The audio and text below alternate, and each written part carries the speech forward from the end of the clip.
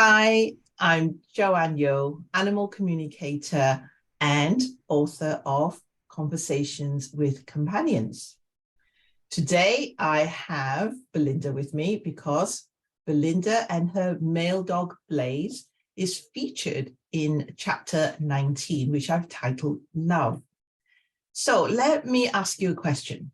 Do you find that communicating with your own pet companions is more difficult than, say, communicating with somebody else's animal? Do you find that when you want to communicate with your own, either they are super distracting because they don't seem to be paying attention, or they are all over you and you just think, hang on a minute, I need to be still. I need to have my energies calm so that I can tune in, with my pet. Do you imagine that communicating with your animal is this really lovely, time that you have together where they just sit calmly next to you and you can just exchange all these beautiful conversations? Well, that's really what Belinda wanted with Blaze, because Belinda can communicate with other people's animals. Somehow with Blaze, she had a load of trouble. And that's what this story in chapter 19 is about.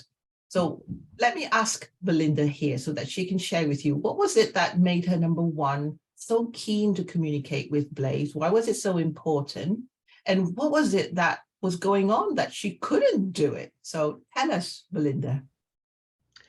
Well, I wanted to get into communication for him because when he was a puppy, I had him at 8 weeks and he was the perfect puppy. I trained him to do agility. At 6 months, he turned really reactive to a point where I'm like, what on earth am I going to do with him? The trainer advised me to have him put down, otherwise he could bite someone. He was that bad. But I knew he was misunderstood. I knew there had to be something out there to help him, which sort of like after a bit of Mr. Google, I sort of like found Reiki, which led me on to sort of like healing and understanding his energy body, then which got me onto communication. So basically that was the story how I got into it. I just needed to help him. Now he's 10 years old. He's a happy boy. He's quite social, even though I still have to watch him now and then. But it's just amazing, sort of like connecting with him and sort of like doing the healing has helped him so much, and it's helped me as well. So somehow you found a way to communicate with him. So don't let the readers into the secret just yet about what it was that allowed you to be able to communicate with him. Yeah, I suppose because being sort of like his owner, I think I know him too well, so I think I'm just making it up.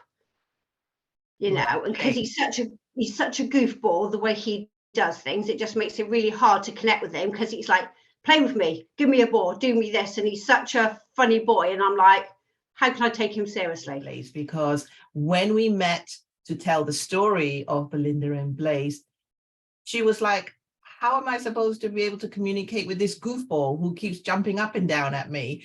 And so what's really good to find out, and this is what you're going to be hearing more about when we meet for the live event, is what happened after the communication. Because there was one thing that Blaze actually suggested in his communication in order for Belinda to not get so distracted. And it sounds like there's been success, but let's find out at the live event when we have the full update from Belinda and Blaze. But in the meantime, if you want to check out the full story, you can find it in Conversations with Companions. And then join us for the live event when we find out what happens 2 years since their story started and how their relationship is right now. Okay, tune in then. Bye for now.